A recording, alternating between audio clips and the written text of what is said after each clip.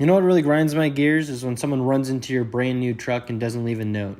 Good thing I know how to fix this. So right here I'm going to be using some window cleaner that I had. This is just Meguiar's window cleaner. Any panel prep, quick detailer, anything like that, it's going to be a good panel prep. As you can see, it got most of it off right off the bat. Next, I'm going to use a light polish.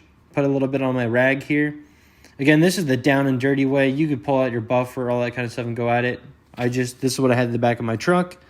So I'm going to slowly work off the paint transfer right there in the middle. I'm not actually scrubbing it that hard. It's just my hand is shaking with the camera. At the same time, I'm trying to balance the camera and do this.